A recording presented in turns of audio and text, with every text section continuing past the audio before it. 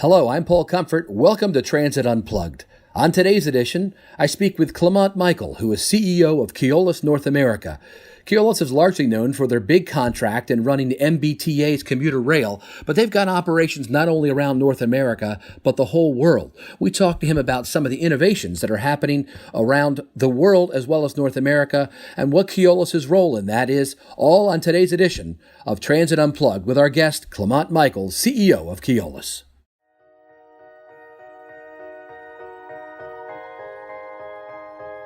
What does it mean to be a successful public transit agency? What are you doing to lead the way? It's time to learn from the top transit professionals in North America. This is Transit Unplugged with your host, Paul Comfort. Welcome, I'm Paul Comfort, Vice President of Trapeze North America, and welcome to our national podcast, Transit Unplugged. Today I'm thrilled to be with the President and CEO of Keolis North America, Clément Michel, who's a good friend of mine. Clément, welcome to the show. Thank you very much for having me, Paul. Clément's one of the coolest guys in transit, I got to tell you. I've known him for a couple years now, and he always blows me away with his relevance with what's happening now, but also the depth of knowledge and experience he has in our industry. And so great to have Keolis on. I've spent some time with some of their leaders. Bernard today was here, yes, the international president. So we're today at the APTA Expo, where our booths are actually right across the hallway from each other, so it worked out good. So Clément, tell us a little bit about yourself, your background, and how you ended up being a CEO. Long story short, so I really wanted to make a difference to the communities we serve. So after engineering schools and business school, I was really wondering, both in France and in UK. Wanted to work on how to serve a community better, and transportation was not necessarily one of the fields I had really thought about since I was little. I grew up in an island where there was no trains, no trams, and maybe a couple of buses. Where was that? Réunion Island, next to Mauritius, and between Mauritius and Madagascar in the southern Indian Ocean. Wow. And so you had some old rattlers, bus rattlers, and you had to clap to make them stop, etc. So I didn't see how it could change their lives, and it's only when I went to university that I really understood that, coming to big cities like Paris and London. And then I entered SNCF, the French Railways, in a graduate program where you do lots of gigs for 6 months at a time, both in infrastructure maintenance, infrastructure management, asset management at the time, and mainly in operations afterwards. So. In different places, so I'm certified Thomson Houston 1932 a signal box operator, so old technologies but also new technologies, and make my way through the ranks of SNCF, and at one point I was the head of the operations center in Montpellier in southern France, which oversaw the traffic and high-speed trains, freight trains, regional trains, intercity trains between, of course, all southern France and between France and Spain and France and Italy. And I went back to Paris, became what we call the MD of a train station, so Gare de Lyon in Paris. When you went through, Paul, yes, that's right. Yeah. When you went down to Dijon, the capital of Burgundy and mustard. Great mustards there, I'm telling you. And so there I was head of operation for the suburban trains coming out of this station going south in France. And managing a big station like that, you have all the subjects around security, safety, operational performance, the on-time departure for all the products, including trains going to Italy, Switzerland, Spain. And after that, actually, my partner and I decided to go on a trip around the world, and we took our backpacks and took 9 months off and traveled quite a bit. And That's cool. And when we came back, we just said we want to work outside of France.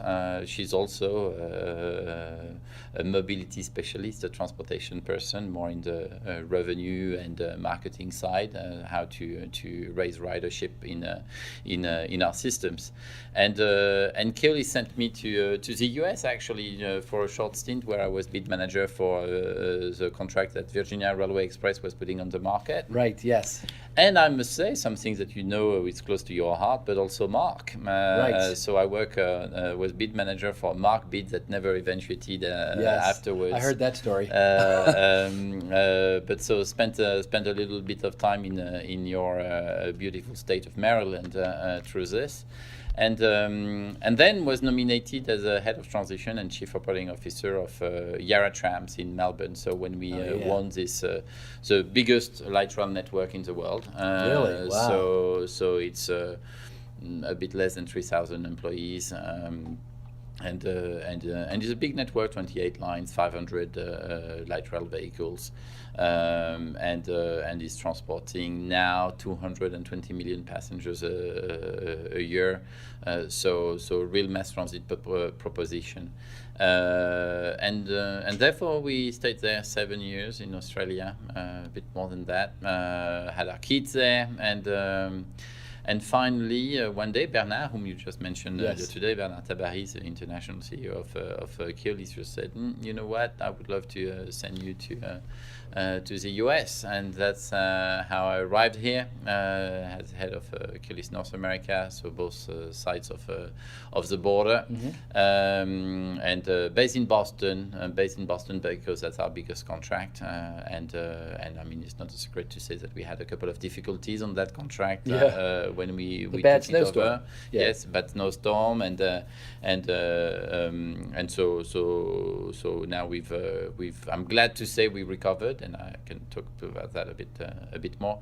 But here in North America, it's been good. It's been a good integration, and I must say that APTA has been one of those places where I could actually connect with the industry, understand what it was all about here.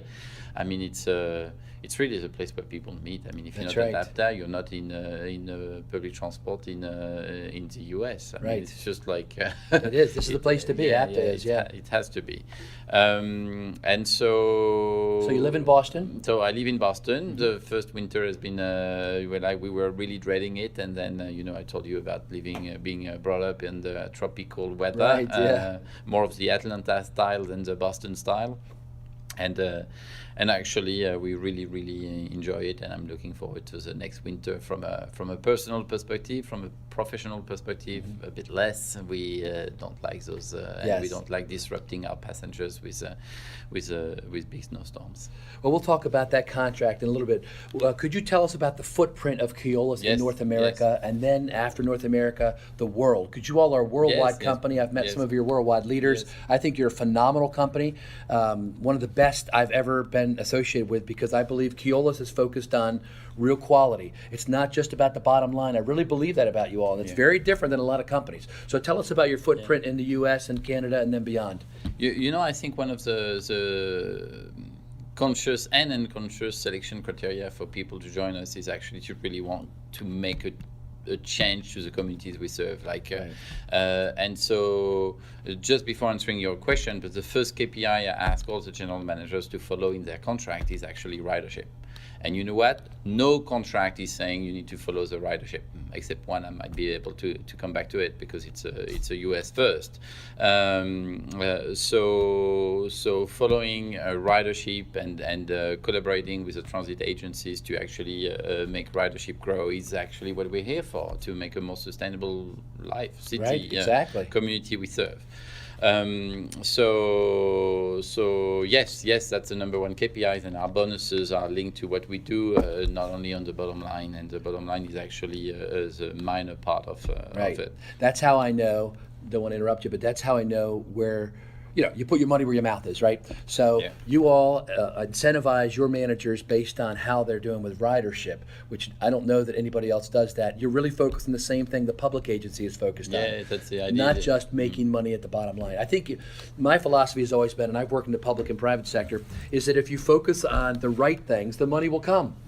It just makes sense. I completely agree with that. Well, sometimes you find yourself in front of a contract that is very, very difficult and or which has been badly negotiated by other people before you, etc., etc. Right, So right, it's a bit difficult. But honestly, I mean, the whole philosophy needs to be how can we think in the shoes of our customers for any business we're in?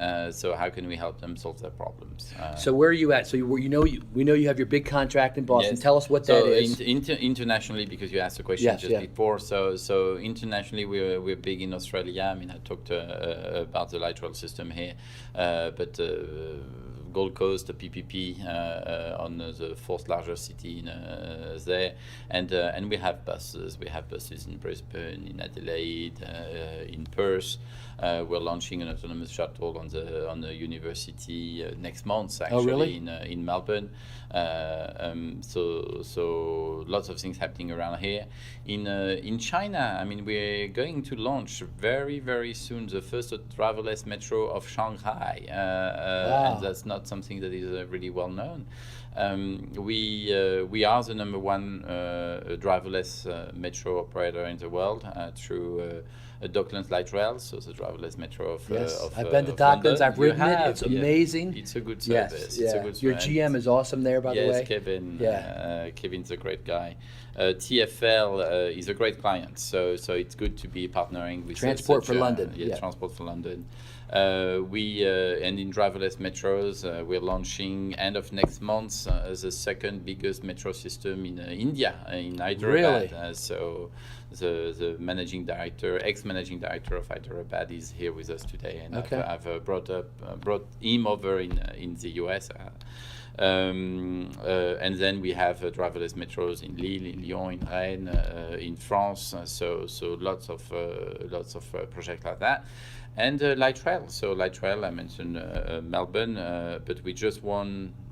We took over the contract in Manchester, which is the second city in UK.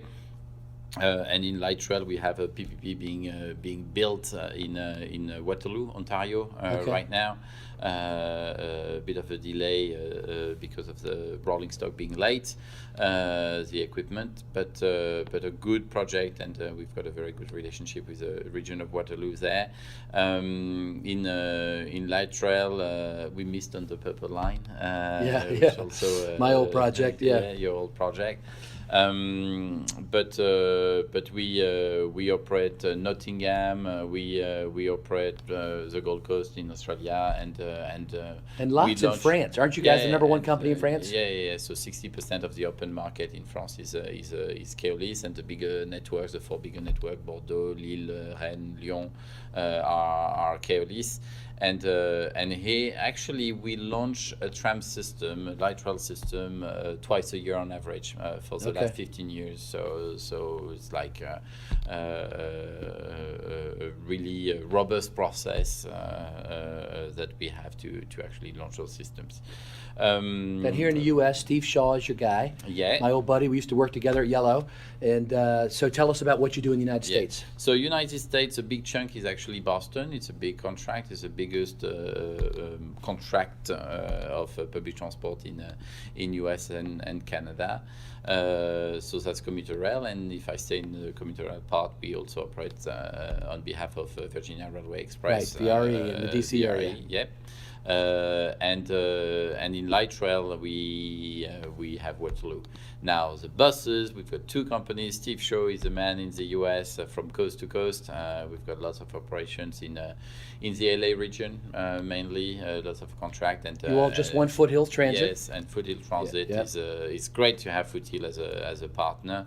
Doran Barnes, who is the outgoing chairman of the board for APTA, is just a tremendous guy to work with. And so it's great to have such a team in front. And our biggest contract is actually Las Vegas, and so we operate the big chunk of Las Vegas, where you've been last week. I just went a couple weeks ago and toured it, and that's where you're running your new autonomous shuttle. Tell us a little about that. And so this is really an autonomous shuttle. Was really a partnership with the city of Las Vegas and RTC, who have a terrific team. Yeah, MJ Maynard is awesome there. Yes, Tina, MJ, and Cindy, and all the team. And there we feel we can really add value to the community. There's lots of things we need to do more of, right.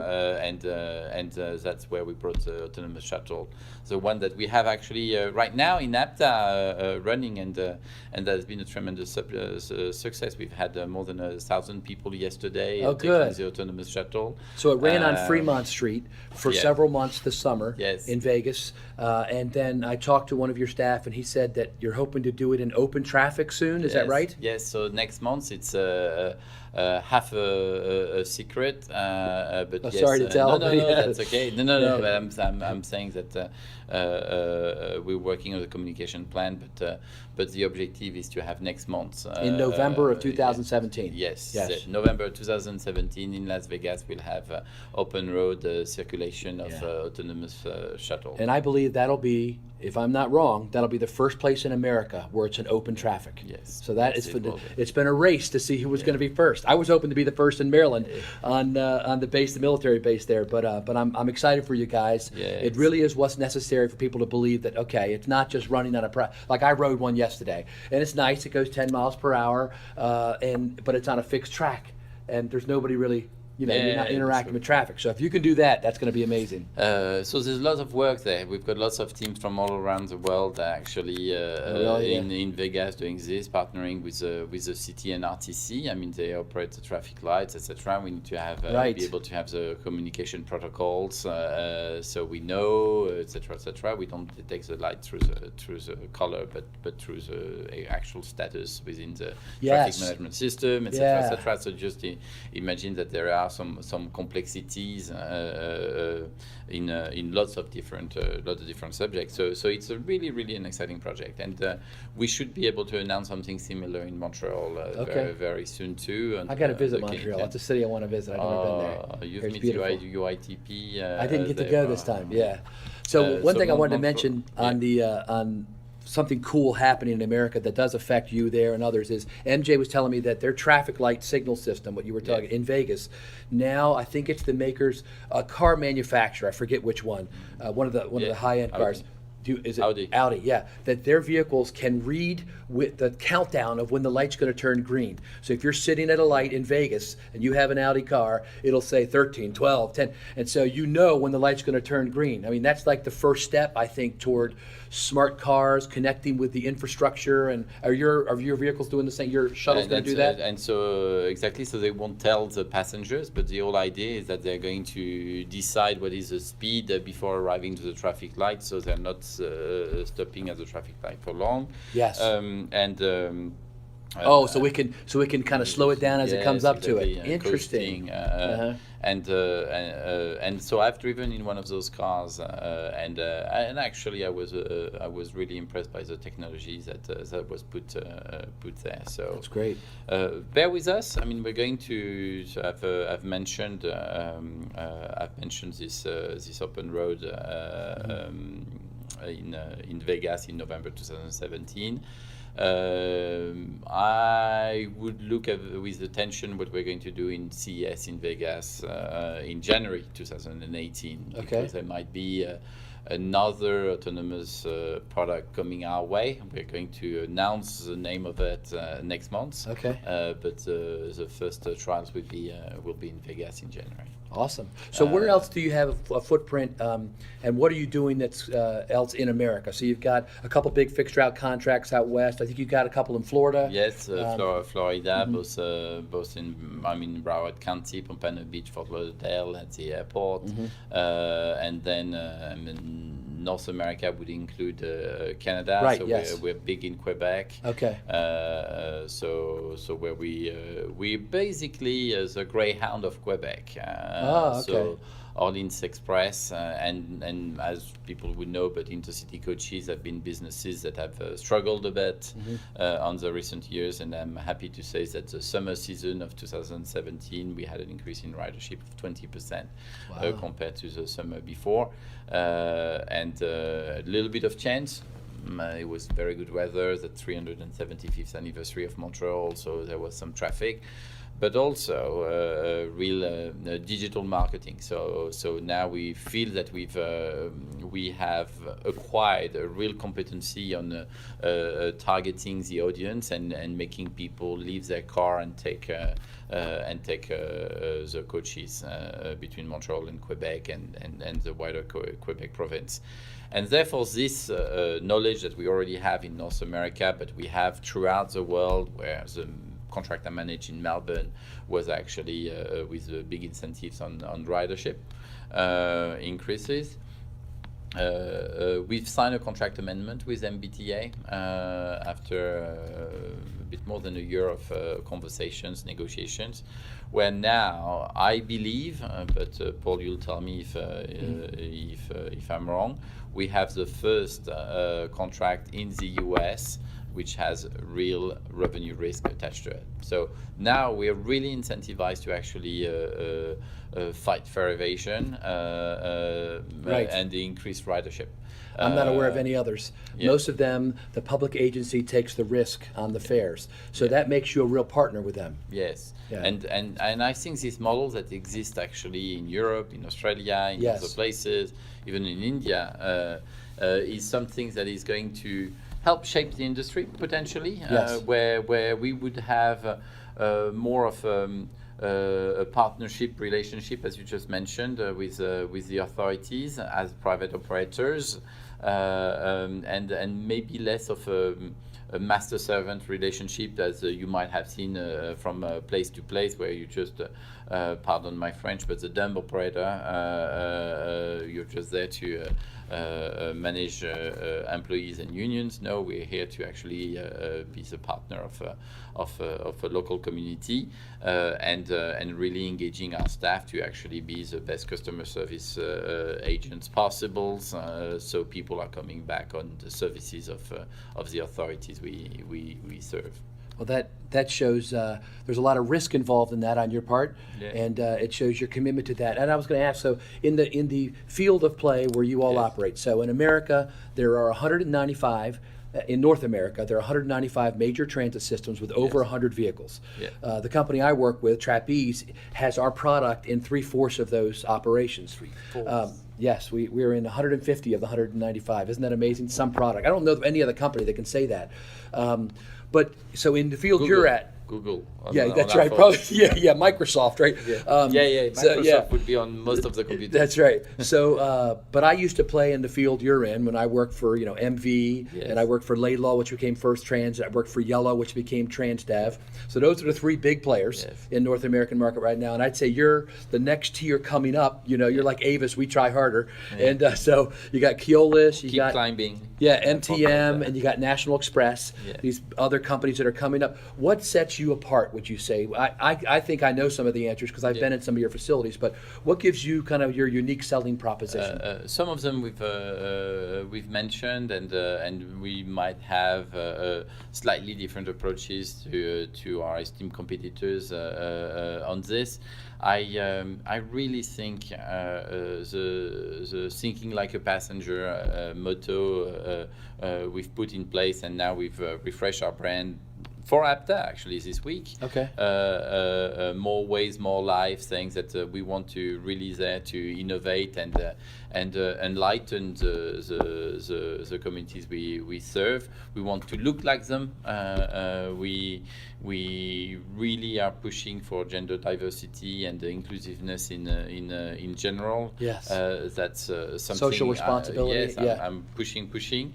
And for that, I mean, you've been to Vegas, you've seen it, but you could go to any of our operations and you'd see what we call our visualization room, where you see the pillars of what we call Keolis, And you know what? It's not rocket science, but we say priority is safety. I mean, there's no business if there's no safety.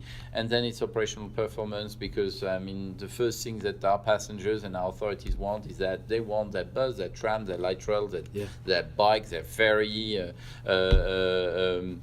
showing up when they're waiting for it, and then they want it to be on time, and then they want to be satisfied as a customer.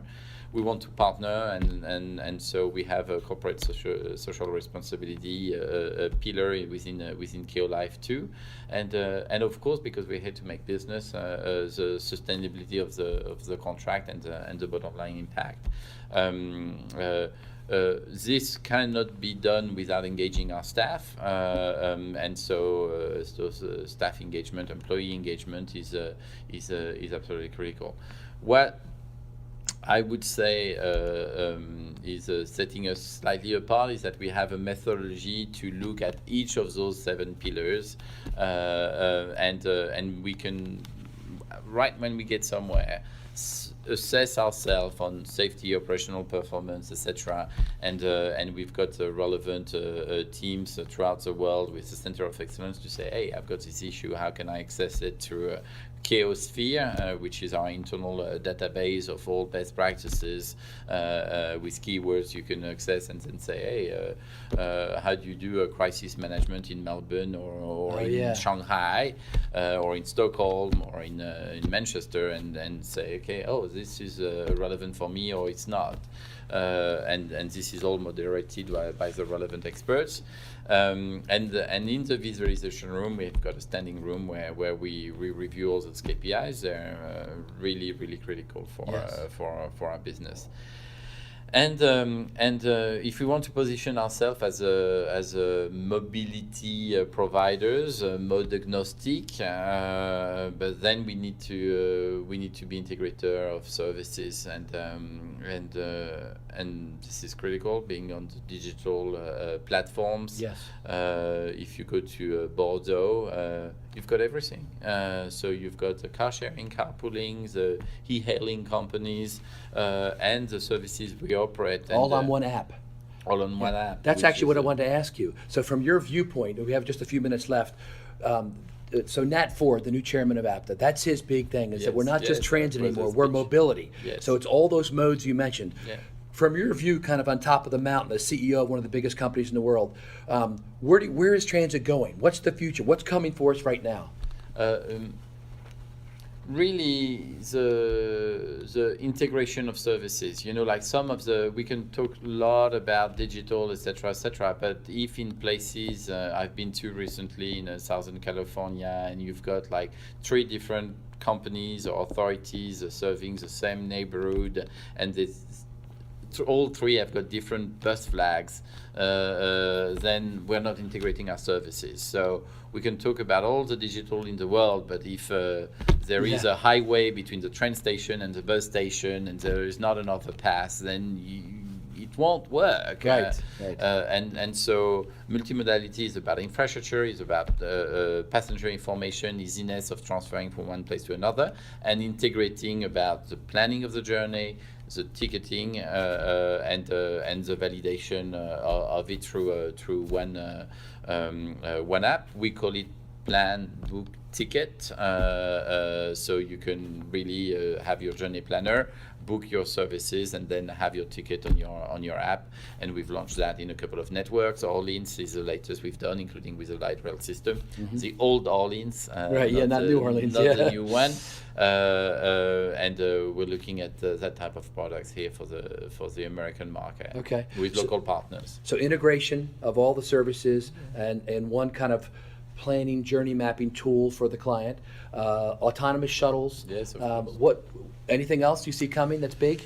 You'll see. Look at the 7th of November. The announcement we're going to make on a new mobility tool to add to the portfolio of solutions we have in front of us. Very good. That's always good to end on a teaser. Yeah. So, Clément Michel, President and CEO of Keolis North America. Thank you so much for being with us today on our Paul. podcast. Thank you. It's always a pleasure. Yeah. It's always a pleasure. Continued best wishes to you all. It's an exciting project you're doing. Yeah. I mean, I felt like somebody ought to be telling. I mean, there's tens of thousands of people that work in the transit field in North America, and APTA is a great organization, but we also need to adapt to the new tools and technologies to spread the message of transit. You and I both believe in the power of transit to really revolutionize communities, to make there's 35 million people every day riding transit just in the United States. When we do it right, we make their lives so much better. When we do it wrong, we can screw up not only their day, we can cost them their job. They don't get to the hospital to see mom, and get home in time to put their kids in bed. So you and I know a lot of other leaders in this industry, we share the passion to really improve people's lives. I see this as a mission. I don't know what else I could be doing that's more important. And I know you feel the same way. I agree. So we're kindred spirits, and I thank you, Clément, for your for the work you're doing for North America. Thank you, Paul. Yeah, thanks for being with us. You've been listening to Clément Michel, President and CEO of Keolis, on our national podcast, Transit Unplugged. Thanks for being with us. I'm Paul Comfort. Tune in next time for another interesting interview with a transit leader. You've been listening to Transit Unplugged, powered by Trapeze Group. To stay up to date, subscribe on iTunes or Google Play, or join the conversation at transitunplugged.com. Thanks for listening.